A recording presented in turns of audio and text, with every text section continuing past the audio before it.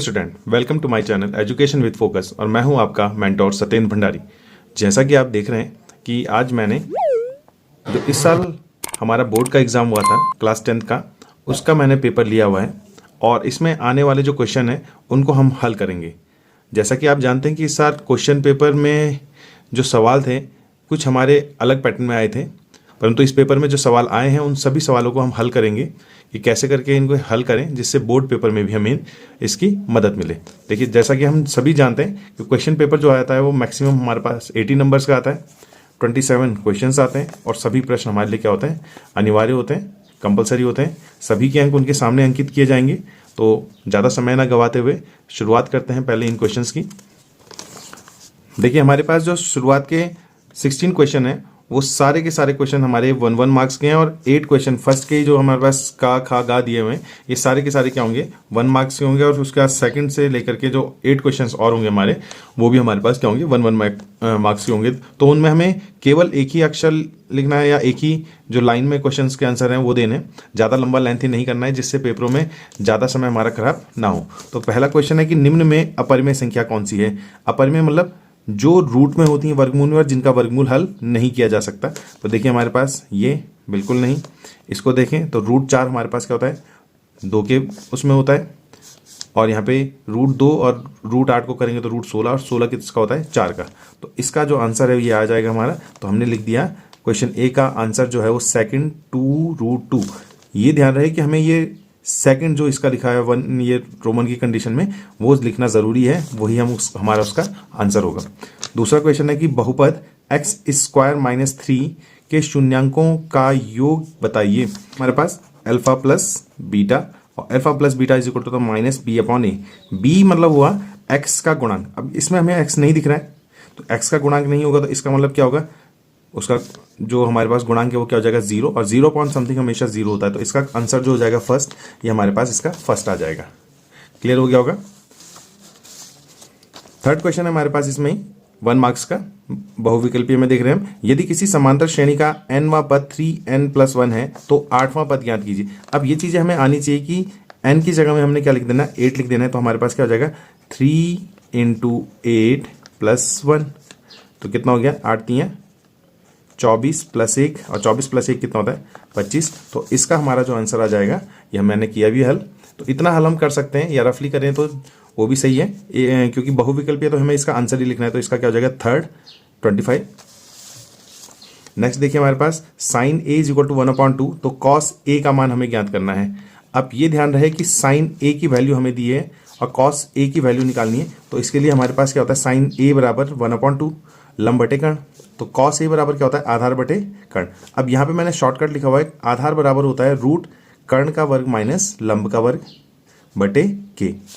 कर्ण का वर्ग हमारे पास, कर्ण ये है 2 का वर्ग, 4 - 1 बटे 2। तो 4 में से 1 कितना हुआ, √3/2। तो √3/2 हमारे पास देखिए कहाँ पे, √3/2 ये है चौथा। तो यही हमारा इसका क्या हो जाएगा, आंसर हो जाएगा। नेक्स्ट की तरफ बढ़ते हैं। बिंदुओं 4, 5, 6, 9 को मिलाने वाली रेखा के मध्य बिंदु के निर्देशांक बताइए। अब ध्यान रहे, मध्य बिंदु के निर्देशांक के लिए विभाजन सूत्र में हमारे पास एक कंडीशन होती है कि x = x1 + x2/2 और y = y1 + y2/2। तो इसी के आधार पर हमने यहाँ पे हल किया हुआ है। आप देख सकते हैं कि ये x1 y1 x2 y2 की स्थिति में, तो मध्य बिंदु के निर्देशांक x1 + x2/2 y1 + y2/2। तो 4 + 6/2 5 + 9/2, 4 और 6 कितना हो गया, 10/2, और 5 और यहाँ पे हमारे पास 9 कितना हो गया, 14/2। तो काटेंगे इसे तो कितना हो जाएगा, 5 और 7। तो यहाँ पे हमारे पास जो 5 और 7 दिया हुआ है ये हमारे पास कौन सी जगह पे है, सेकंड पे है। तो यहाँ पे हमारे पास आ जाएगा, इसका जो आंसर हो जाएगा सेकंड 5, 7, ये हमारा आंसर आ जाएगा। क्लियर हो गया। अगला है, 2 समरूप त्रिभुजों की भुजाएं 4:9 के अनुपात में, तो इनका क्षेत्रफल का अनुपात ज्ञात कीजिए। देखिए, बहुत ही सिंपल होते हैं। जो क्षेत्रफल का जो अनुपात होता है वो भुजा के वर्ग के अनुपात के बराबर होता है। तो भुजाओं का अनुपात दिया हुआ, तो क्षेत्रफल का अनुपात हमें निकालना है। तो यहाँ पे हमारे पास 4/9 का वर्ग हो जाएगा। क्षेत्रफल होगा, तो 4 का वर्ग 16 और 9 का वर्ग हमारे पास क्या होता है, 81। अब यहाँ पे हमारे पास देखिए कहाँ पे हमारे पास 16 और 81। देखिए 81 और 16 भी है, परंतु ध्यान रहे ये 4 ऊपर है तो 16 ऊपर आएगा और 9 नीचे है तो 81 नीचे, मतलब 81 नीचे आएगा। तो यहाँ पे हमारा इसका जो आंसर आ गया 4th 16:81। क्लियर हो गया। नेक्स्ट हमारे पास है, यदि द्विघात समीकरण x² plus kx minus 6 is equal to 0 का मूल 1 है तो k का मान ज्ञात कीजिए। यदि इसका हमें एक मूल दिया हुआ है तो यहाँ पे हमारे पास इसका मतलब क्या हुआ, x की जगह पे 1 हुआ, x का मान 1 रखने पर इसका मान क्या आना चाहिए 0, तो 1 रख दिया तो 1 का वर्ग plus k into 1 minus 6 is equal to 0, 1 का स्क्वायर 1 प्लस k माइनस 6 और 6 में से 1 गया 5 हुआ, माइनस हो गया बराबर में, तो इधर आ करके क्या हो जाएगा प्लस, तो यहाँ पे हमारे पास क्या हो जाएगा k बराबर 5। तो इसका आंसर हमारे पास आ गया थर्ड 5, देख सकते हैं हम। तो थर्ड नंबर पे हमारे पास 5 है, तो 6 जो है उसका उत्तर हमारे पास आ गया थर्ड जो है इसका 5। ओके, लास्ट क्वेश्चन है हमारे पास बहुविकल्पीय। ध्यान रहे पेपरों में यदि बहुविकल्पीय क्वेश्चन आते हैं तो उनको जरूर करें, ये हमारे लिए बहुत ही ज़्यादा इंपॉर्टेंट है क्योंकि बहुत ही ज़्यादा आसान होते हैं और आंसर हमारे वहीं दिए हुए हैं, तो एक ही चीज़ लिखने पे हमारे आंसर पूरे हो जाते हैं। तो एक पासे को एक बार फेंका जाता है, एक सम संख्या प्राप्त होने की प्रायिकता होगी। अब ध्यान रहे पासे के कुल फलक कितने होते हैं 6, तो उसको फेंका जा रहा है तो सम कौन कौन से होंगे, 2 होगा, 4 होगा, 6 मतलब 3, तो 3/6, 3 एकम 3, 3 दूनी 6, तो इसका आंसर हमारे पास आ जाएगा 1/2। तो यहाँ पे हमारे पास इसकी सम संख्या आने की प्रायिकता क्या हो जाएगी 1/2। तो क्लियर हो गया होगा आप लोगों का। देखिए सेकंड क्वेश्चन है हमारे पास, परिमेय संख्या 23/2⁵3 5⁵2 का दशमलव प्रसार शांत है या अशांत आवृत्ति है। ध्यान रहे शांत होना और अशांत आवृत्ति होने के लिए एक प्रतिबंध निश्चित होता है। शांत तभी होंगे जब हमारे पास हर में 2 की घात और 5 की घात में ही होंगे। तो हम देख रहे हैं यहाँ पे केवल 2 और 5 की घात है, तो बिना लंब विधि का प्रयोग करते हुए हम इसको बोल सकते हैं कि इसका दशमलव प्रसार क्या होगा, शांत होगा। क्लियर हो गया। 1 नंबर का है तो हमें ज्यादा कुछ करने की जरूरत नहीं है। अगला हमारे पास द्विघात समीकरण ax² plus bx plus c बराबर 0 के मूलों की प्रकृति क्या होगी यदि b² माइनस 4ac बराबर 0। अब ध्यान रहे ये विविध कर की कंडीशन है कि हमारे पास मूलों की प्रवृत्ति क्या होगी जब b² माइनस 4ac बराबर क्या है 0 है। तो b² माइनस 4ac 0 कौन सी स्थिति में होता है, जब मूल उसके वास्तविक होते हैं और बराबर होते हैं। तो हमने केवल इतना लिखना है कि b² माइनस 4ac बराबर 0, तो मूल वास्तविक और बराबर होंगे। क्लियर हो गया होगा। फोर्थ क्वेश्चन हमारे पास है, समांतर श्रेणी 2 4 6 8 डॉट डॉट का nवां पद क्या होगा। अब यहाँ पे केवल हमें nवां पद पूछा हुआ है, तो देखिए समांतर श्रेणी है, ये चीज़ हम बहुत पहले कर चुके हैं। समांतर श्रेणी में हमारे पास पहला पद जो है वो हमारे पास 2 है, d हमारे पास सार्वांतर, तो सेकंड में से फर्स्ट पद को करेंगे तो 4 - 2 ये 2 हो जाएगा।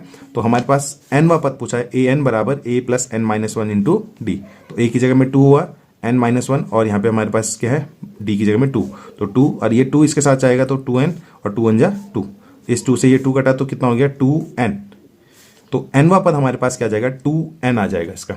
इस प्रकार के सवाल हमारे पास आते हैं तो इनको हम जरूर करें, जिससे ये बहुत ही सिंपल से क्वेश्चन है और एक एक नंबर हमारे क्लियर हो जाते हैं। देखिए नेक्स्ट क्वेश्चन है क्वेश्चन नंबर 5, बिंदु 3 4 की x अक्ष से दूरी क्या होती है। अब ध्यान रहे कि x अक्ष से दूरी का मतलब ये हुआ कि वो जो दिया गया चित्र है मैंने यहाँ पे बनाया हुआ है, आप ध्यान दीजिए कि ये y अक्ष है और ये x अक्ष है। इसमें जब हम यदि हम 3 4 को पॉइंटेड करेंगे तो यहाँ से हमारे 3 बिंदुओं का यहाँ पे 3 होगा और यहाँ पे क्या होगा 4। इसको आगे बढ़ाया, इसको आगे बढ़ाया, यहाँ पे मिला, तो इसकी क्या होगा यहाँ पे 3 और 4। अब जो x अक्ष से दूरी कही जाती है वो हमारे पास जो दिया हुआ है वो ये वाली दूरी होगी, क्योंकि इस बिंदु से x अक्ष की दूरी क्या होगी y का कोऑर्डिनेट होगा और y अक्ष से दूरी की बात करेंगे तो x का कोऑर्डिनेट। तो इस स्थिति में यहाँ पे जो होगा x अक्ष से इसकी जो दूरी है वो 1 2 3 4 बिंदु पे होगी, तो यहाँ पे इसका जो मान आ जाएगा वो आ जाएगा 4। क्लियर हो गया होगा कि इस प्रकार देख सकते हैं यहाँ पे हमारे पास यहाँ पे परिधि का है 6 पाई यहाँ पे हमारे पास दिया हुआ है, तो यहाँ पे हम रख देंगे वृत्त की परिधि बराबर 6 पाई। इसका सूत्र होता है 2 पाई r, पाई से पाई कैंसिल और 2 एकम 2 2 3 6, तो r का मान हमारे पास आ गया 3 सेंटीमीटर। तो ये इसका त्रिज्या का सूत्र आ जाएगा कि त्रिज्या जो हो जाएगी वो 3 सेंटीमीटर हो जाएगी। 7वां क्वेश्चन है कि वृत्त के बाहर स्थित किसी बिंदु से वृत्त पर कितनी स्पर्श रेखाएं खींची जा सकती हैं। अब ध्यान रहे कि वृत्त का एक बाहर की तरफ हम बात कर रहे हैं, बाहर किसी बिंदु से, कोई भी बाह्य बिंदु है तो हम इससे पढ़ चुके हैं कि कितनी स्पर्श रेखाएं होंगी, केवल 2 ही स्पर्श रेखाएं खींची जा सकती हैं। तो हम लिख देंगे वृत्त के बाहर स्थित किसी बिंदु से वृत्त पर 2 स्पर्श रेखाएं खींची जा सकती हैं, और आंसर ये हो जाएगा। जैसे मैंने करे हुए हैं वैसे ही यदि आप करते हैं तो आपके नंबर कहीं पे भी नहीं कटेंगे। तो ये चीज़ आपको ध्यान रखनी है कि हम इन सवालों को कैसे करके करें और क्या इनका आंसर हो सकता है। नेक्स्ट क्वेश्चन हमारे पास है कि आंकड़े 4, 6, 3, 8, 2, 7 का माध्य क्या होगा।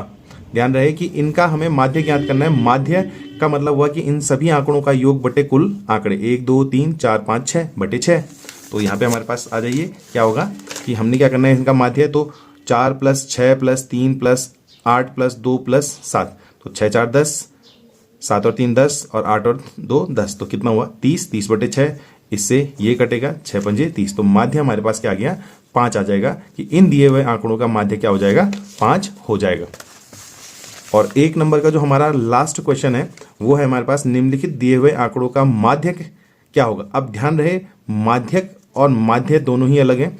माध्य मतलब दिए गए आंकड़ों का योग बटे कुल आंकड़े, और माध्यक मतलब उनको आरोही या अवरोही क्रम में रखेंगे और उसके बाद बीच में जो आने वाला अंक होगा या जो आंकड़ा होगा वो उसका क्या होता है माध्यक होगा। तो 1, 2, 3, 4, 5, 6, 7, 8, 9, 9 है, तो 9 के बीचों बीच में कौन सा आता है 5वां। तो देखिए क्या है हमारे पास, इनको हमने एक क्रम में लिख दिया 14, 15, 18 इस प्रकार से रख दिया। और का माध्यक जो होगा वो n+1 बटे 2वां पद, n का मान क्या है 9, 9 + 1 10, 10 बटे 2 मतलब कितना हुआ 5वां पद। तो 5वां गिन लीजिए, चाहे इधर से चाहे इधर से, 1, 2, 3, 4, 5, ये जो 25 है वो इसका क्या हो जाएगा माध्यक हो जाएगा। तो क्लियर हो गया होगा कि 1 नंबर के जो हमारे पास क्वेश्चन है 16 क्वेश्चन है, ये बहुत ही सिंपल होते हैं, जिन्हें हम करें तो बहुत ही अच्छे नंबर हमारे आएंगे। 10वां क्वेश्चन है वो हमारे 2 नंबर के क्वेश्चन यहाँ पे शुरू हो चुके हैं कि अभाज्य गुणनखंड विधि द्वारा पूर्णांक 12, 15, 21 का LCM ज्ञात कीजिए। LCM लघुत्तम समापवर्तक हमें ज्ञात करना है, अर्थात वह छोटी से छोटी संख्या जिसमें इसका भाग और इसका भाग पूरा का पूरा जाता है। तो हमने अभाज्य गुणनखंड विधि करना है। तो अभाज्य गुणनखंड विधि देखिए हमारे पास क्या होती है कि 12 के पहले हमने गुणनखंड करने हैं, तो 12 होता है हमारे पास 2 दूनी 4, 4 तियां 12, बहुत ही सिंपल हो गया। 15 के होते हैं 3 पंजे 15, और 21 के होता है 3 सते 21। अब इनके देखिए जो सब में आ रखा है सबसे पहले उसको लिख लेते हैं 3 एलसीएम निकालने के लिए। फिर जो अब इसमें 2 बार तो कोई नहीं है, तो एक बार कौन कौन आ रखा है, ये 2, ये भी 2, फिर 5 × 7, ये सारी चीज़ें आ रखी हैं। अब इन सभी को इंटू कर दें तो 2 तियां 6, 6 दूनी 12, 12 पंजे 60, और 60 गुणा गया 7, तो 6 सता 42। तो यहाँ पे हमारे पास क्या आ गया 420 इसका आंसर आ जाएगा। तो क्लियर हो गया कि किस प्रकार से हमें करना है, और ये इंपॉर्टेंट भी है, पेपरों में आने के चांसेस इस बार बन सकते हैं, क्योंकि अब हमारा इस बार कोर्स बहुत ही ज़्यादा शॉर्ट हो चुका है। 2024 से जो शुरू होने वाला कोर्स है हमारा, तो इसलिए बोर्ड पेपरों के लिए वो क्वेश्चन ज़रूर देखें जो हमारे इस साल बोर्ड के पेपरों में आ सकते हैं। लेकिन नेक्स्ट है हमारे पास 11वां, ये भी 2 नंबर का है कि द्विघात समीकरण x² + x - 6 = 0 के मूल ज्ञात कीजिए। मूल मतलब हुआ शून्यांक। अब शून्यांक ज्ञात करने की हमारे पास 2 विधियां हैं यहाँ पे, एक तो हमारे पास है गुणनखंड विधि और एक हमारे पास है सिद्धाचार्य या द्विघात सूत्र विधि। तो हम इसमें द्विघात सूत्र के आधार पर कर रहे हैं। ये देखिए हमारे पास ये दिया हुआ है कि x² + x - 6 = 0। तो द्विघात सूत्र होता है x = -b ± √b² - 4ac/2a। अब इसका गुणांक a हुआ, इसका गुणांक b हुआ, और ये वाला पद क्या हो गया c। तो वैल्यू रख देते हैं। तो इसका गुणांक हमारे पास क्या है 1, तो माइनस है तो -1 ± 1 का स्क्वायर -4 गुणा गया a कितना है 1 है, और c कितना है -6। तो 6 को इससे गुणा किया हमारे, इसको और सिंप्लीफाई करें तो 1 ± √1 का स्क्वायर 1 ही हुआ, प्लस माइनस प्लस, और 6 चको 24, और यहाँ पे हमारे पास क्या हो गया बटे 2, -1 प्लस माइनस रूट कितना हो जाएगा 25, 25 बटे 2, और सिंप्लीफाई करें तो -1 और 25 कितने का होता है +-5 का बटे 2। तो यहाँ पे हमारे पास जो 2 मान यहाँ पे आ रहे हैं मूल इसके, तो एक तो आ जा रहा है हमारे पास -1 + 5/2, और दूसरा हमारे पास आ जा रहा है -1 - 5/2। क्लियर कर लें तो 5 में से 1 गया 4/2, तो ये हमारे पास वो कितना हो गया 2, और 5 भी माइनस और 1 भी माइनस का है, तो कितना हो गया 6/2, तो कितना हो गया 3, और 3 का मतलब कितना हो जाता है -3, क्योंकि साइन माइनस है, तो यह इसका आंसर हो जाएगा। तो क्लियर हो गया होगा कि किस प्रकार से हम द्विघात सूत्र के द्वारा इस सवाल को हल कर रहे हैं। नेक्स्ट क्वेश्चन है हमारे पास, दिखाइए कि 10, 48, 10, 27, 10, 42 और 10, 67 इज इक्वल टू 1 है। ये भी 2 नंबर का क्वेश्चन है। तो यहाँ पे हमारे पास 2-3 चीज़ें क्लियर हमें ये पता होनी चाहिए कि पहले तो cot 90 माइनस थीटा बराबर होता है tan थीटा, और tan theta is equal to होता है 1/cot थीटा। तो आप अभी हो सकता है कि जब मैं ये वीडियो पोस्ट कर रहा हूँ तो उस समय आप लोगों ने ये चीज़ें नहीं की हों, तो जब जैसे जैसे आप करेंगे वैसे वैसे आप लोगों की समझ में भी आएगा कि क्या क्या हमें इसमें करना है। अब देखिए, या तो हम किसी 2 को किस में कन्वर्ट करने की कोशिश करेंगे 90 माइनस थीटा के रूप में। तो यहाँ पे हमारे पास ये 48 है, और 48 को 42 से यदि इंटू प्लस करें तो कितना होता है 90। तो इसका मतलब इसमें से एक को करना है, और इसमें से एक को, क्योंकि 67 और 23 कितना होता है, ये भी 90 होता है। तो इनको करेंगे तो यहाँ पे देखिए हमारे पास क्या होगा, मैंने इसको लिखा तो मैं इसको यहाँ पे 10 हो गया 90 माइनस 42, और इसको भी हम लिख सकते हैं 10 90 माइनस 67, इन दोनों से यही आएगा, या इनको ऐसे लिख लेते हैं 10 42 और 10 67।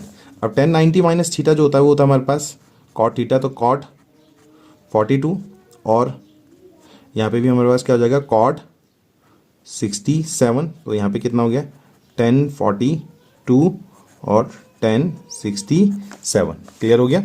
अब ये देखिए, ये क्या है हमारे पास 1/cot बराबर होता है tan थीटा, तो cot बराबर 1/10, तो इसकी जगह में हम क्या लिख सकते हैं 1/10 42 इंटू 1/10 67, 10 42 10 67। अब इस 10 67 से ये 10 67 निगलेक्ट हो गया, इससे ये हो गया, तो क्या बचा हमारे पास केवल 1, और यही हमारे पास क्या है राइट हैंड साइड भी है। तो फाइनली हमारे पास आ गया LHS is equal to RHS।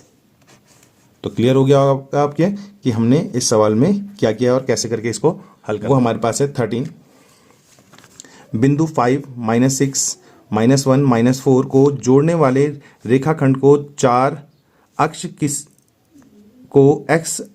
को y अक्ष किसी अनुपात में विभाजित करती है। किस अनुपात में इसको विभाजित करेगी y अक्ष। अब y अक्ष पे कोई भी बिंदु होगा तो उसका x का मान क्या होगा 0।